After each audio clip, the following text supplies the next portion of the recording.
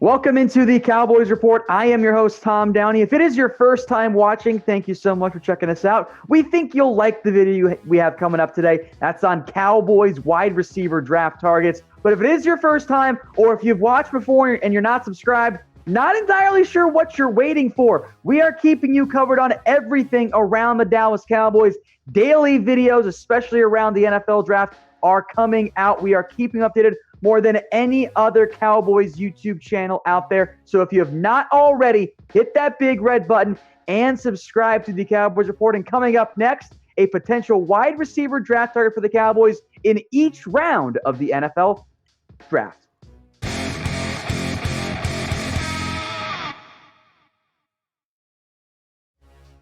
Now, receiver might not be the biggest need right now for the Dallas Cowboys, but it certainly is a need. So we're taking a look, as promised, at potential draft targets in each round.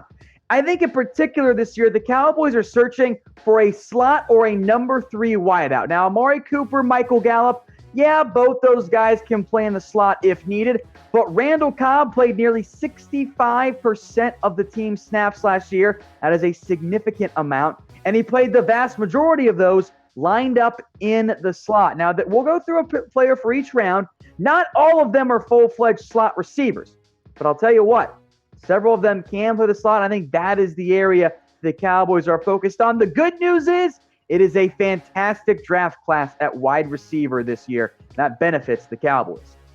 So we will start in round 1 and work our way through down to round 7. CeeDee Lamb is my first target here. There are a lot of routes you go, the big 3, Henry Ruggs, Jeudy, or Lamb. But I know there are a lot of Big 12 fans, be Oklahoma, Texas, Baylor, TCU, Tech, whatever. I do think Lamb might be the most likely of the ones to be on the board there. Not that any of them are truly likely in the end. That comes down to Jeudy, Lamb, and Ruggs. All 3 of these players have shown fantastic ability.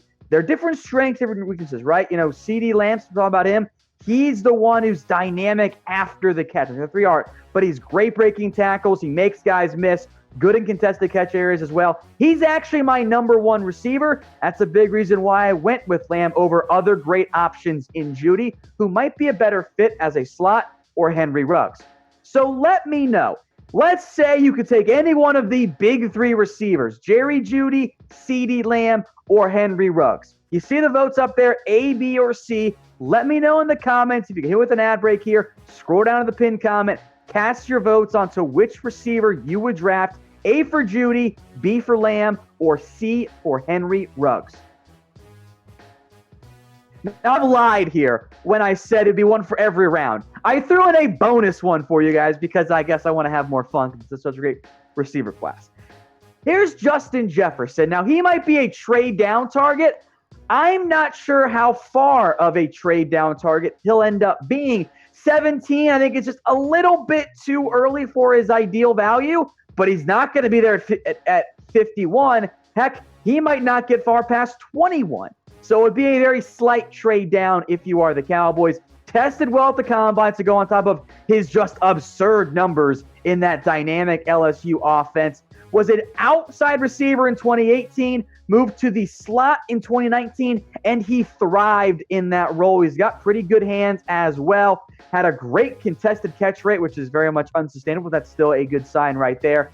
Had more success operating in the short area of the field as that slot receiver against zone. But I think he can win as an outside receiver too, but it doesn't matter. I want him as a slot receiver. So if I can trade down and get him in round 1, if you're on team receiver in round 1 or team 40 burger, Jefferson does fit that. Now, he, of course, is not the only possible trade down target here for the Dallas Cowboys. Some other not quite number 17 overall guys, maybe not quite round 2 guys because they might not get there. Laviska Shenault is awesome after the catch. He's got medical issues. T. Higgins, meanwhile, has, I believe, some testing and athletic top-end concerns. I love Denzel Mims. Jalen Reagor might be the most likely, if Shenault's medicals check out, to actually slide down into round 2. But that's the good thing about this draft class. Even if you want to trade down to, say, 27, I can guarantee you one, if not more, of those guys is going to be left on the board. So as we move on beyond round 1, we get into round 2 and day 3 as well, What round should the Cowboys draft a wide receiver? I am open to a variety of options. That's why we're going through all different rounds here. But I think at minimum, by the end of round 4, you need to have your guy for the Cowboys. Otherwise, you got to go sign somebody quickly as well once the draft ends. Let's move on now to round 2. Again, maybe Jalen Reagor's on the board here. I'm not convinced that he is. But I suspect that KJ Hamler might be. The low-end comp might end up being a Tavon Austin, which is maybe a bit concerning because you don't want to spend a round 2 pick on him. Santana Moss, though, might be your high-end comp. He was mostly a slot at Penn State. He was pretty much uncoverable. A fantastic athlete. He's shifty. He's explosive. He got open. The highlight reel is so much fun. He very much is a big play waiting to happen. Oh, by the way, he also brings return value. Now, the negatives here, the production was good, not great. I blame the Penn State offense for not throwing him every single play because he was pretty much always open. He is on the slighter side, 5'9", 178. It was his combine weight listed at 176. That very much checked out at Penn State. The hands are also a potential red flag. He had a very high drop rate, above 17%. That's an issue. That could push him down into round 2 in a very, very good wide receiver draft class. But if Hamler's there in round 2, I would strongly consider it if I were the Dallas Cowboys.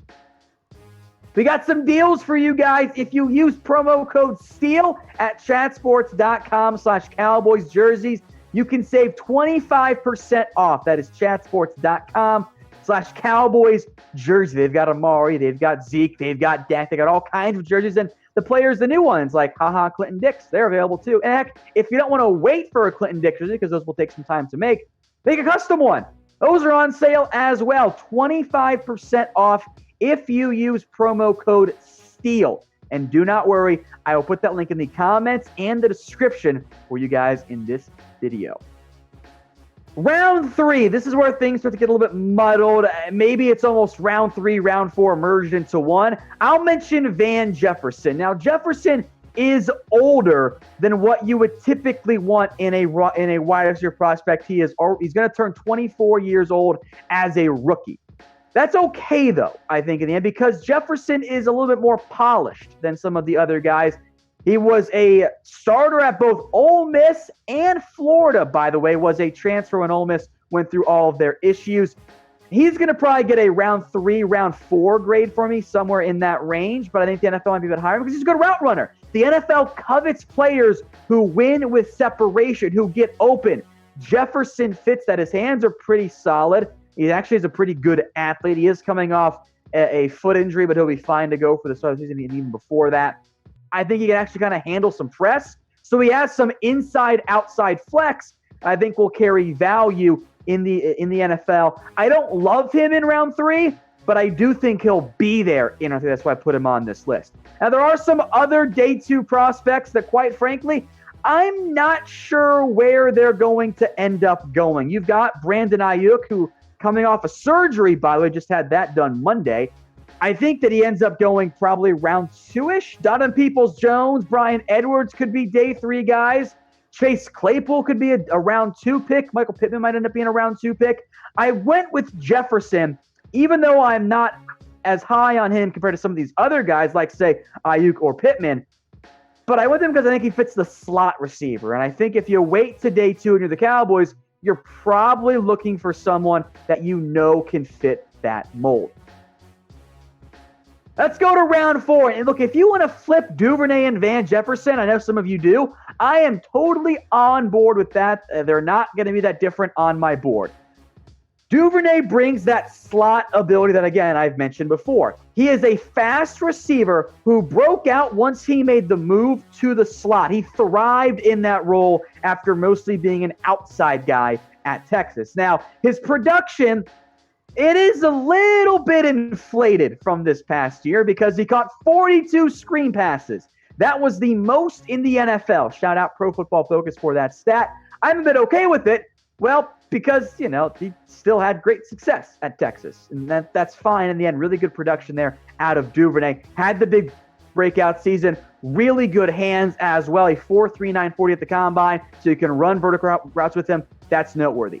The issue is Well, Duvernay didn't have the best vertical production, and quite frankly, his average of target was very low, and he is a little bit stiff. He's more of a straight line athlete than maybe he is an east-west, agility type of athlete.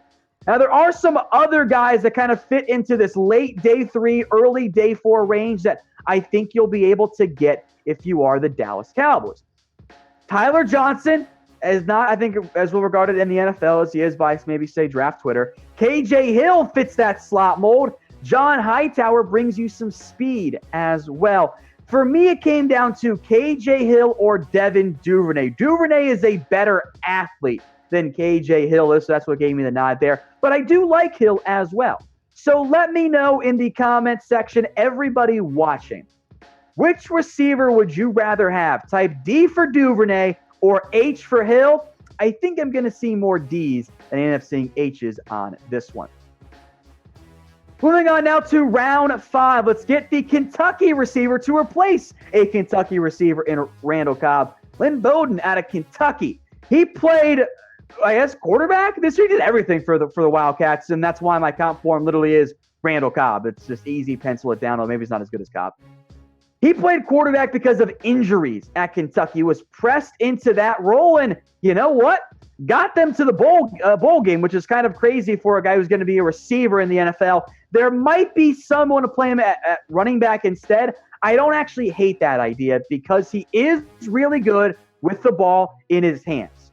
Now, you might need to scheme for him early. I don't know if he's going to be ready to go in year 1 because he spent this past year playing so much quarterback. And again, he's not a quarterback. His stats make that very, very clear. But he is great with the ball in his hands. Look at his rushing numbers. These are insane. Maybe you do want to make him into a back because that's incredible. A ton of broken tackles. He is deadly with the ball in his hands. And oh, by the way, also brings you return ability. As a receiver, yeah, the production's not great. You kind of got to work on his routes and have him be a better ball tracker. Some of that stuff is fixable, though, especially on the routes side of it. The drop rate is a red flag here, but Lynn Bowden could end up being an option for the Cowboys if they try and wait a little longer, or even maybe you take 2 receivers, add Bowden as a potential return man, developmental guy as a potential wide receiver 4. On to round 6 now. James Proche, who I know some of you like, because again, SMU, Dallas, I get it. He played mostly on the outside at SMU, but he's going to be a slot receiver in the NFL. His size is just not what you want. He is an undersized wide receiver prospect with short arms that screams slot guy in the end. Now, I do want to make note, the Cowboys at this point do not have a round 6 pick. I'm still going to include a round 6 guy because, well, day 3 gets screwy. Proche could be round 5 or round 7. Heck, you could always trade too. It's not that hard. Now, his production at SMU was awesome. This is the production that you covet. Now, the SMU offense, yeah, it's a bit inflated. Let's not knock him, though, for that. Great hands. That's his selling point. James Proche, for a guy his size, makes way more contested catches than he should. The issue is I worry about him vertically and from a speed perspective. He didn't test that well athletically. This is a guy who's not going to be a dynamic athlete necessarily, but he's a good route runner. He can win contestedly, which is insane for someone of his size. And look, I know maybe there's some after the catch because he's not a dynamic athlete, but day 3 as a slot receiver, I think he can make a quick impact for a team that needs one in a very strong draft class. Now, I've still got the round 7 guy to come, but I don't think you want that guy, quite frankly. So which receiver do you want the Cowboys to draft? Go ahead and factor in the value. So you could maybe still want to CeeDee Lamb. Maybe you want to wait to get a Devin Duvernay instead. But there are plenty of awesome wide receiver draft options, several of which I didn't even mention. So let me know what you guys think in the comments section. And then finally now for round 7, Jeff Thomas. I would hope the Cowboys will have added a receiver by then. We want to do one for each round. Thomas athletically fits the mold of what you want. He's a very good athlete. He's very impressive in that area. He's electric with the ball in his hands, a 4.45 40. The highlight reel for Jeff Thomas looks like a possible day 2 guy. The issue is the production was never there for Jeff Thomas, and another big reason why he might go undrafted, there are some legitimate maturity concerns with him. He was kicked off the Miami Hurricanes team by Mark Richt, came back when Mark Richt retired and they had Manny Diaz after nearly transferring to Illinois, then got suspended again for 2 games in 2019. That's a big-time red flag. So athletically, you're intrigued. The upside, you're intrigued. But if you don't think you can maximize Jeff Thomas or get the most out of him, you're not going to touch him with a 10-foot pole. And in this draft class, because you weren't able to bring players in the same way you might be normally used to, that could hurt Thomas as well. But as a sleeper round 7 option, I thought he's worth mentioning. Plus, as a lot of these guys can, he can also return kicks. Hey Cowboys fans, thanks for watching the Cowboys Report. If you haven't already, click right here to subscribe to our channel for all the best Cowboys coverage on the internet. That's news, rumors, highlights, mailbags, film studies, and a whole lot more. And I'm making your lives a little bit easier as well with the next Cowboys Report video right here.